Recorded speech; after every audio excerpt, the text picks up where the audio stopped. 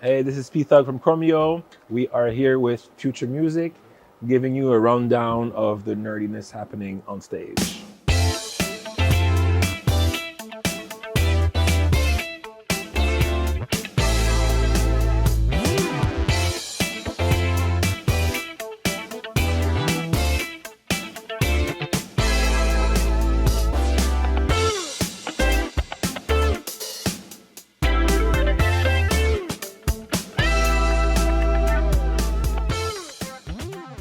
Everything that's happening on stage is controlled here by a redundancy system.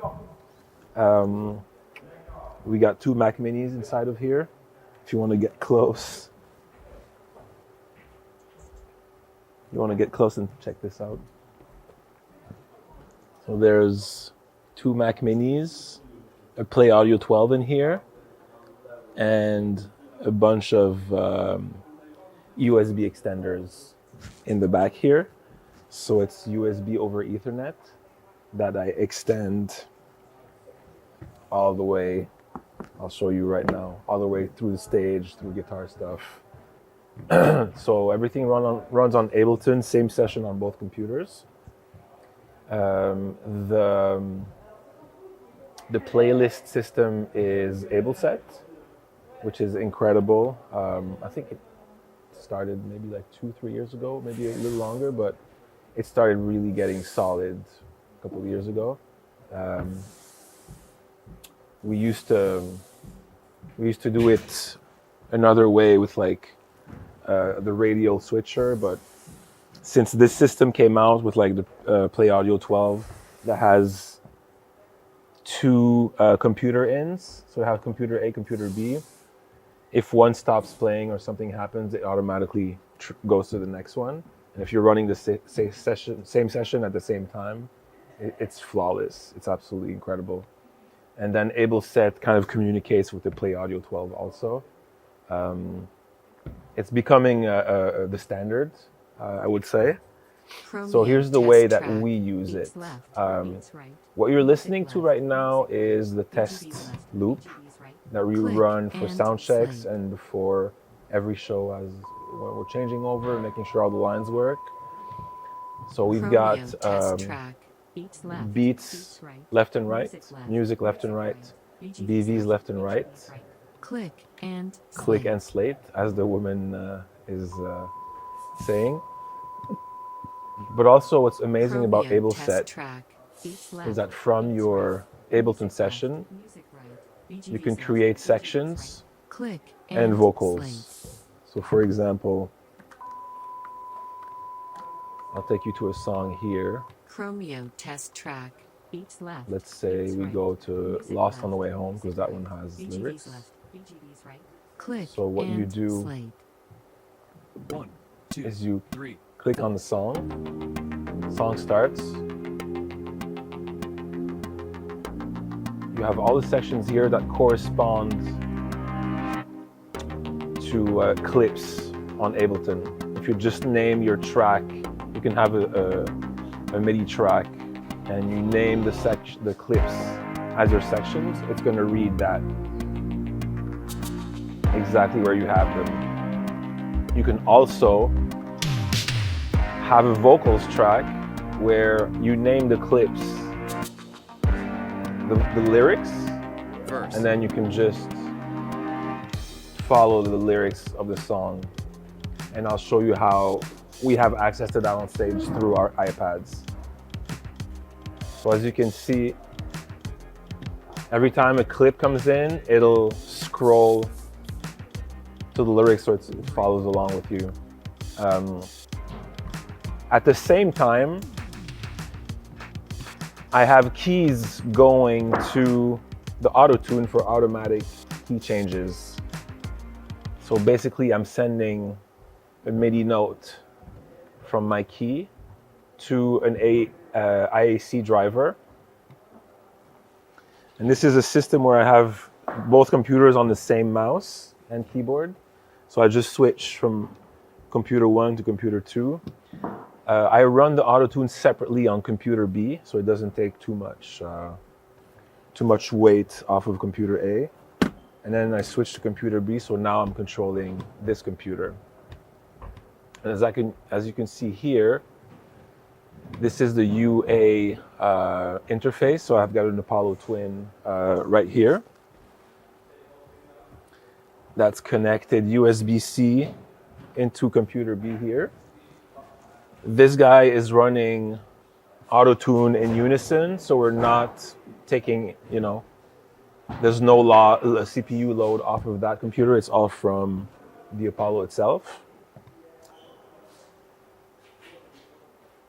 So you see here, we've got the mic runs going from monitors back just to get the Auto-Tune from here. Can you, Robin, tu peux me donner le micro, s'il te plaît? Le micro de Dave. So we've got a wireless run of the mic that's sitting at monitors.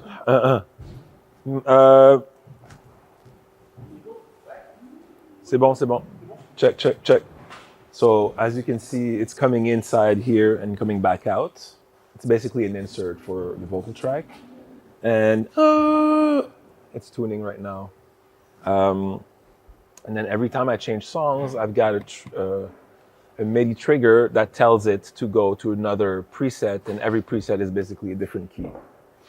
Some songs, we switch keys right in the middle of the song, so it's really useful. It's self-contained. Nobody has to attend to it during the show. Unless there's a problem, then we have to figure it out, but nobody has to sit there and change keys manually or anything of that sort. And this is all going through this little program called UA MIDI control, which is able to take a MIDI message from your computer or from the network and send it to any UA parameter that you want. So you assign, like here I have assigned Dave Vox. It recognizes the insert number 2 that I have over here, which is my Auto-Tune, which is open here. And then it has all the presets with all the different keys. And once I move songs around, I'll show you I'll go back to the main loop, the test line loop that we use. During that test line loop, I verify that all the keys switch properly. So if I go to line loop here, I'm going to start that. Chromeo and you can see beats left, beats right, music left, all the keys circling through click from this MIDI here. Before every show, we check this, make sure the Auto-Tune is changing keys. This is also sending click and MIDI to the lights to the front. So we've got a line loop sending one MIDI note to the grandma in front. All of these songs have MIDI cues for lights. You can see here, click and this whole track is all MIDI lights for every song. And to test that everything is working before a show, super important. We just have a signal going to multiple different things all over the network, which I will show you in a second. We even have a Resolume. Sometimes we have visuals for shows. So I have a Resolume computer, not on this tour, but usually I would have a Resolume computer also on the network, sitting anywhere where it's close to the input for the video wall, and that'll read it off of the network. I also have the line 6 here. That's my guitar and my bass. All of these are also done from the session with MIDI patch changes and MIDI bypass for every effect. And right now you can see it's circling through. It's turning the gain off, and then it's putting the distortion on. On the bass side, it's putting the wah-wah on, and it's changing patches at the same time. So you can see all of this is automated for every song. So all I have to do is just play my bass. It gives much less work to the guitar tech. He can focus on Dave's stuff. Dave's stuff is mostly manual. He doesn't have any MIDI stuff going on. This is mostly for me because there's a lot going on. I'm switching from bass to guitar to Talkbox to synthesizers. On top of all this, for the tests, we have patch changes going to my side, to my modular. And this is also done on the network. So once I have everything set up and my switch, so there's a switch inside of here on the bottom, and all the outputs that I'll show you go to different parts of the stage and to the front of the house. So basically what I'm doing is I find the MIDI network setup. I have a little box that transforms the MIDI from network to MIDI. So it's like MIDI over Ethernet. It's a little thing called Dore MIDI, a product I found online. It's very random. There's other boxes to do that, but this one I found was like the most solid. So right now, what you're gonna hear in the monitors is my Nord modular triggering by MIDI, triggering notes by MIDI. This clavinet sound that you hear, that's the Nord modular, and that's the electro. So both of my keyboards right now are playing. Let's take you there and I'll show you exactly what's happening. So right now my switch inside of here is sending this MIDI to the front of house for the lights. And he's seeing everything that's happening and timing the MIDI perfectly for lighting. These two are going, one of them is coming here, which connects to Dave's iPad. Chromeo test track. Beats left, beats right. And if you come look here, this is sending data and power. So this network switch is power over Ethernet also. So it's charging the iPad at the same time as sending data through this little box here. So I'm sending Ethernet, and this little box is getting Ethernet to USB-C, and it's sending everything that I need here. I can control the whole show from here, choose the songs, go into sections of songs. Yeah. So it's really easy for rehearsals, sound checks, figuring out issues, quick fixes on light, MIDI, anything we need, right? So let's go back to the line loop. Chromeo test track. That's Dave's station. On my side, Click and play. that switch that's behind the playback system Chromeo test comes to my switch here. My switch is a little more involved. I built this. click. So inside of here,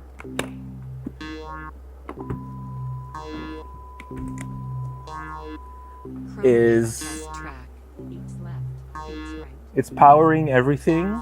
It's got another switch that is splitting, which is also power over Ethernet. This is taking the network from the playback and distributing on my riser. And this is sending MIDI with this little box. I'm getting Ethernet here. It's transforming it to MIDI and sending it inside of here to control my two Nord modulars for all the patch changes.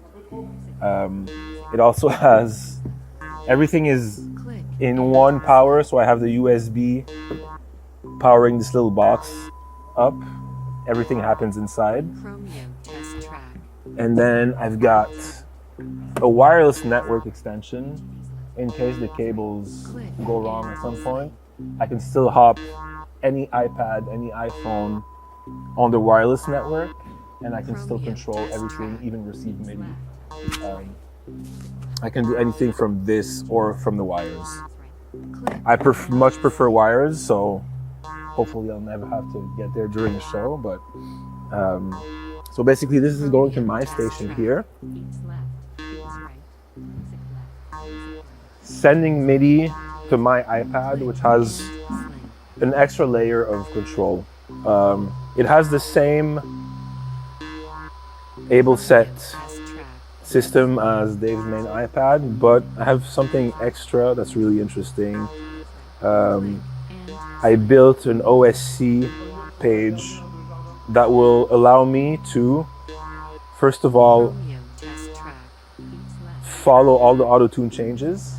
So you see right now it's circling through our line check loop, Slate. and I can see the keys changing. So I constantly have a visual on auto-tune keys during the show. I know every key for each song. If I see that the key is not working properly and something's wrong, I can And slate. either bypass it. And if you go on the auto-tune over there right now, it's going to be bypassed from this button. Chromeo test track. I can also change the key from here. So if we stop, Click and slate. if I stop this line loop and I switch the key here, you will see it switch on the actual auto-tune over there. This is the bypass. This is really, really useful because I can keep an eye on the whole show from my iPad with this OSC thing that I've built. This is not, I couldn't find it anywhere online. I just got together with I learned programming and I got together with this guy who was a little more advanced and he helped me like build this. This is also useful for me to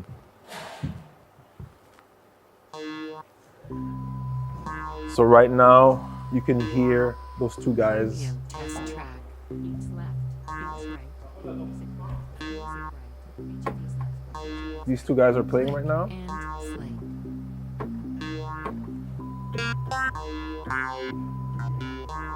Chromeo test These two, no, track. Beats left. Beats right. they're being triggered by MIDI. But if I decide to stop this, And slate. it's gonna stop playing. Right now, it's not playing anymore. You're not hearing it, but you'll hear it in the recording. Chromeo These test two track. these two Beats synths left. stop playing completely. Music left. And this is sending OSC messages to Click both. and This whole thing is it's touch OSC basically. So it's sending OSC messages to Ableton, muting the MIDI test Chromeo tracks, test track. Beats and it's sending OSC MIDI messages to the UA, Click and app. slate. the auto-tune, yeah, through the UA. Yeah. So basically this is the brain, and I just split. Test track. Beats left. I split my iPad screen to also see Ableton. Click and So this way I can I can control the show. I can see 1, 2, 3. my lyrics. This is my part on that song, Lost on the Way Home. I can see my lyrics. I can see the key we're in. I can decide if I mute MIDI tracks or not. And then if I get lost on a song, I can also see the sections. It tells you exactly how many bars are left, what the tempo is. It's just great. This is my Talkbox. For those who don't know how this works, it's basically any synthesizer. You send a sound into the Talkbox, which is basically like a mini amp. Verse. It sends the signal through the tube. Oh yeah! And I shape the sounds with my mouth.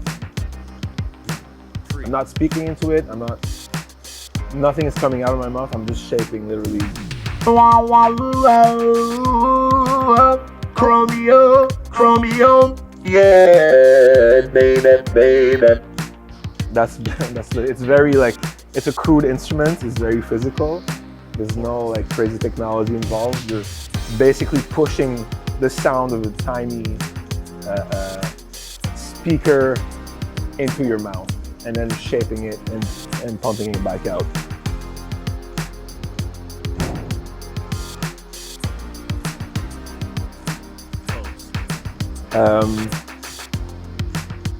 So I'll put you a section where the guitar comes in.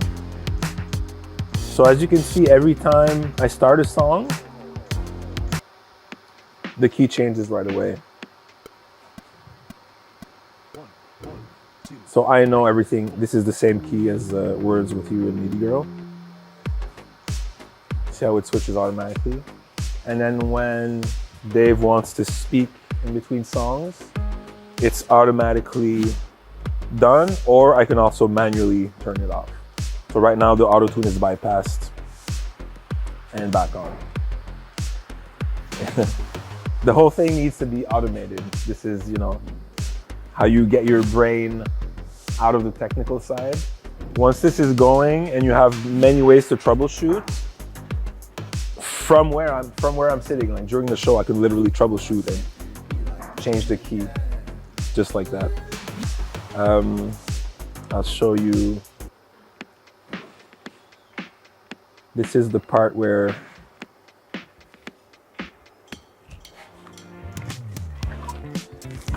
my guitar automatically turns the distortion on Verse. during this solo. So when I start the song, my guitar is muted. Nothing's happening. I'll skip to the section where the guitar solo is. Now it's still muted, but when I need, it just automatically.